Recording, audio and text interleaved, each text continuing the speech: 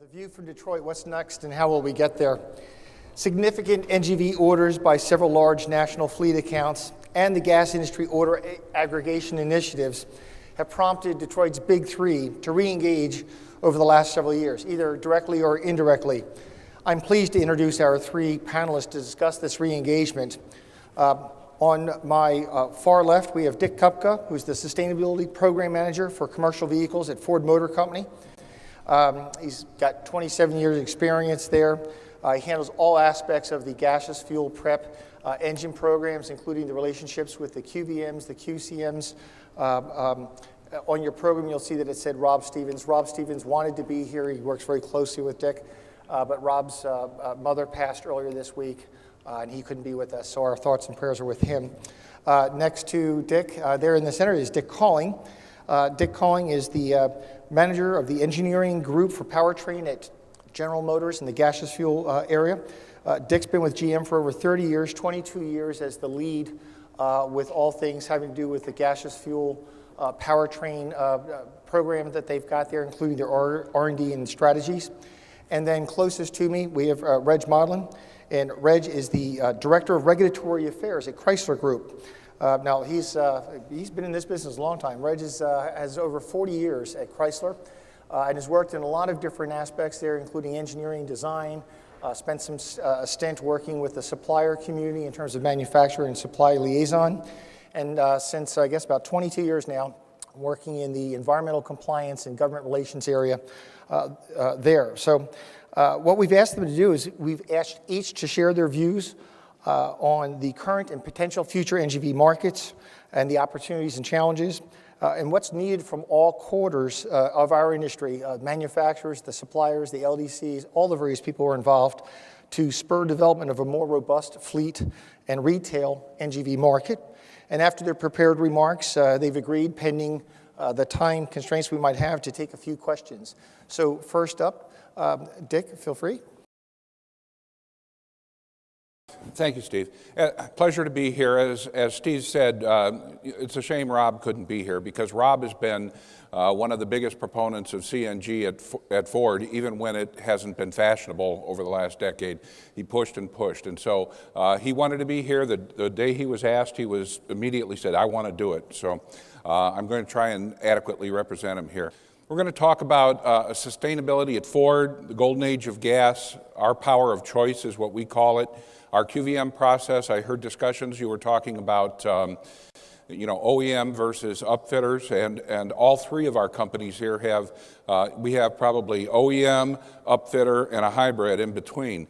And so we're all taking a slightly different approach, but I think it serves our market very well. And then lastly, just a few examples of how we've been doing with that, what's coming new, and a couple of payoff things that we've been sharing with our customers. We'll talk about sustainability at Ford. We've been into sustainability long before it was a word that we all recognized. Henry Ford building vehicles with panels made out of soybeans and things 80, 90 years ago. I mean, we've been into it for a long time. For us, though, as it relates to all the vehicles and customers that we deal with, it has to be economically feasible. We can't do it just because it's green or it's a cool thing to do. It's got to be economically feasible for them because business vehicles, commercial vehicles have to make money. Socially responsible, of course. We all want clean air, clean water, and to improve and sustain our environment. And then environmental friendly. That's kind of an approach that includes science, government, consumers, and competition between all of us to help drive it, to reduce greenhouse gases, to make our fuel products last longer for the consumers. So it's a combined approach across many activities, and that results from us at Ford in a technology plan and policy positions, a cycle plan that supports that, and I get lots of questions. What's coming next? What vehicles? What's changing for 13, 14 as we work with our upfitters? And then marketing and communication, because a lot of our customers, I heard it just mentioned in the last session, they just don't know what's going on out there. So getting it out to the customers is a big deal. The other thing, Ford has committed in writing publicly to have a plan that sustains 450 parts per million in the CO2 gas levels. And so right now we're at about 390. We see 450 to be a sustainable level, and our overall sustainability plan supports that. Our sustainability strategy includes recycled materials. I mentioned before materials from bioproducts, as well as significant amounts of recycled material, and we have goals for that in all of our products as we design and develop them each year. Designed and engineered fuel efficiency technologies, okay? We can't, it's hard to just make a statement and say you're going to double fuel economy in the next 20 years or 15 years. That's a lot of work. Just making the statement doesn't make it happen. But we are all on track. All of us are amazed at the fuel economies we get now and the technologies we're using to use less fuel and give the power that our commercial customers need. And then also, we've been all heavily into our green manufacturing process, our paint shops, our stamping plants to reduce the impact on the environment. Now, this is our kind of an alternate fuels migration plan. And if you were to look at this just 2 years ago, there would have been the CNG and LPG gaseous prepped engines, and it was not on the midterm or the long-term goal. Just a few years ago, it was an also ran. And what's happened now is that we have, through the efforts of groups like everyone out here, through the demand from our customers, CNG we anticipate to be a long-term player well out through the middle of the century. It is part of an overall plan, though. We're not picking one horse here, pardon me, because we've got an overall plan that has alternate fuels. It includes, E85, biofuels. It includes electrification and ultimately, potentially, fuel cell technology. But CNG has come into its own now and is here to stay from the Ford Motor Company standpoint. The golden age of gas. What's changed, of course? I'm preaching to the choir here, but you guys know, just not too many years ago, 4, 5, 6 years ago, we thought we had this much gas. Now we're projecting, hundreds of years of supply in the country. What has changed this? Obviously, it's the things that you people do with the drilling, with the new technologies for extracting the gas. And if you take a look at the bar chart, what you're seeing is the dark bar is the conventional methods of extraction, and the red bar being the unconventional or some of the newer ones. And of course, the top one is Russia there, and then we are the United States underneath. And all these new technologies have, of course, come to the surface that give us a sustainable supply of this fuel, and Ford Motor Company plans to take full advantage of that. What we see is that CNG is likely to continue to be cheaper than oil on an energy basis. It's got 20 to 35% reduction in greenhouse gases right out of the chute. You couple that with hybrid technology, and you can be 50% below current levels of greenhouse gas. So there's a lot of opportunities for us.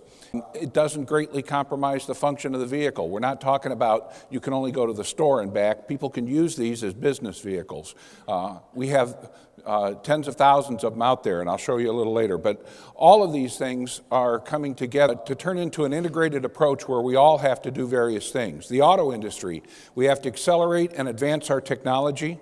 We have to continue to improve the efficiency of the vehicles and educate the consumers on how to drive their vehicles. We see major differences between fleets with the identical vehicles, and a lot of that is usage patterns. The fuel industry, invest and develop in marketing and marketing all the various renewables, and increase your R&D into advanced low-carbon fuels. For the government, policies to align the consumer actions and vehicles and fuels.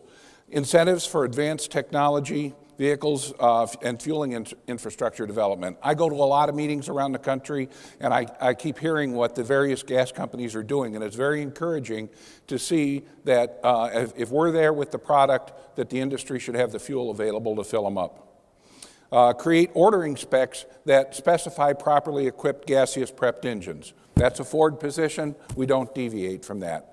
If there's technologies in the future, such as things like dual fuel and stuff that make it easier to be a gaseous prepped engine, great. and public awareness and education, which you're doing and was mentioned in the last segment. And then the consumers. Again, the driving in an energy-conscious fashion, and vehicles of choice and miles traveled ultimately determine how much fuel is consumed. That's why the business customer and the commercial vehicles are the first adopters on this, because they're big, hardworking trucks and vehicles that use more fuel, and they are the beneficiaries of it. Now, I've heard it said, we've talked OEM versus upfitters, and people have asked us before, why isn't Ford getting into this? Why isn't Ford in this in a big way like some of the other customers? And I got to say, we are and have been. If you take a look here, we have a vehicle available in every activity that, from Transit Connects in their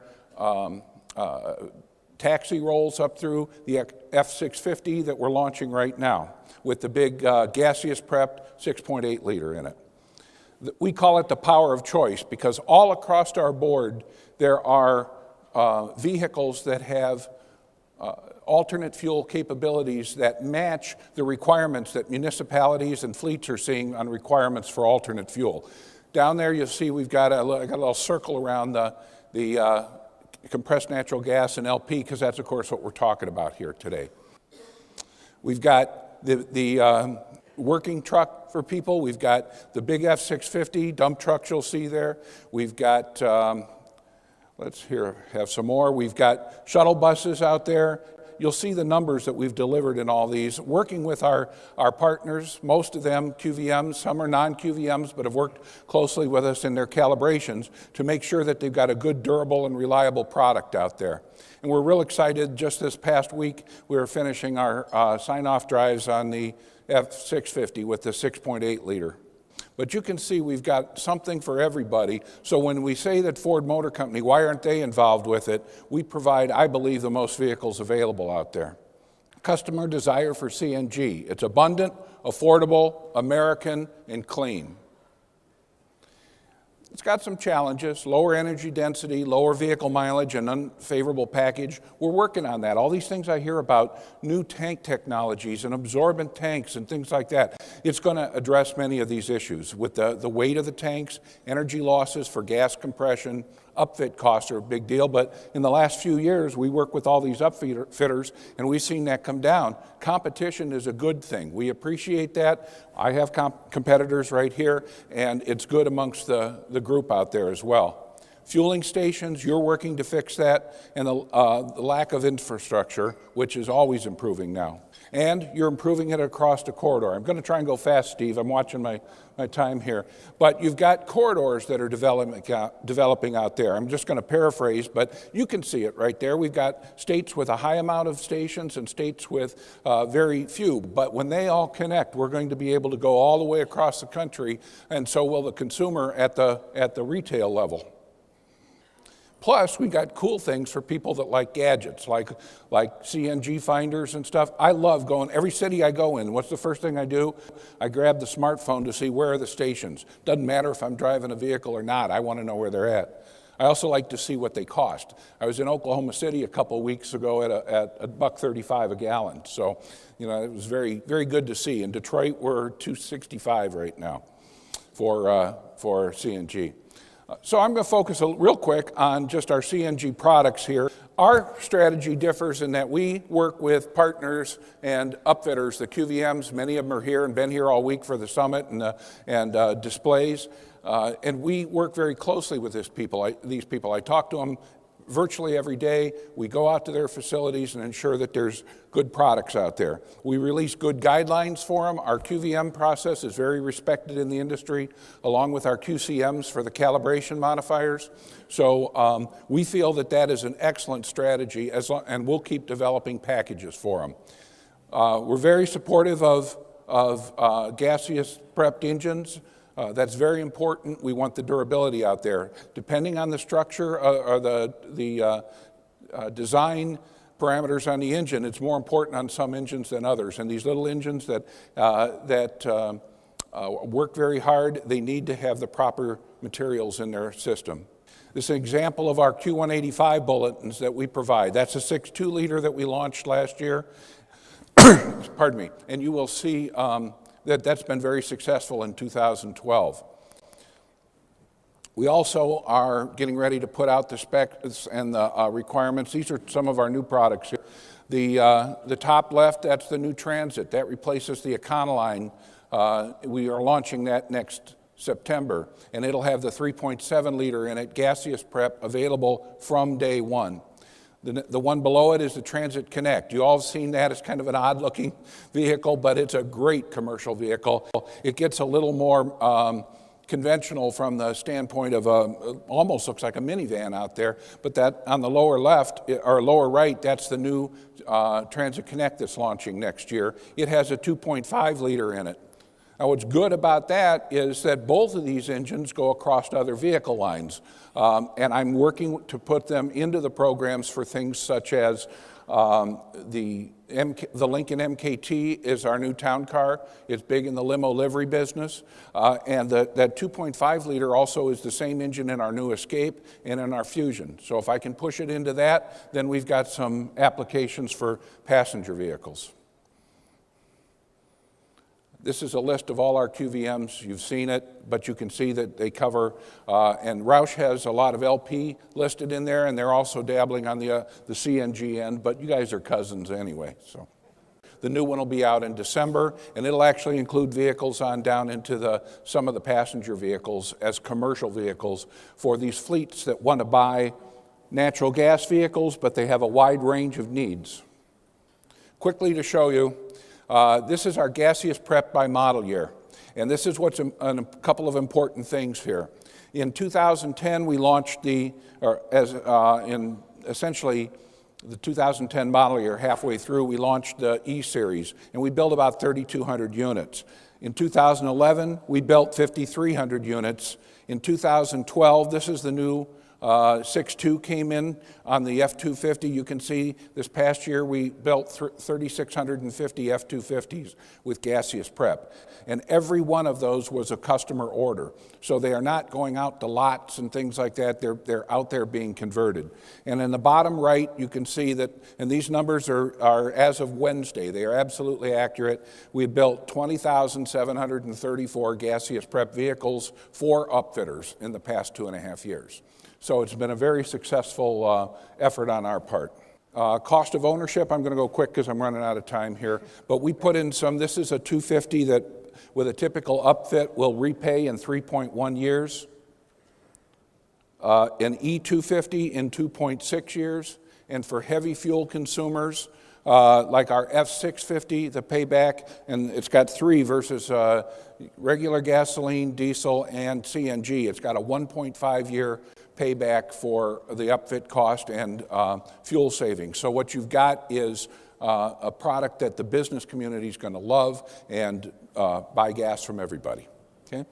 That's it for me, folks. Thank you.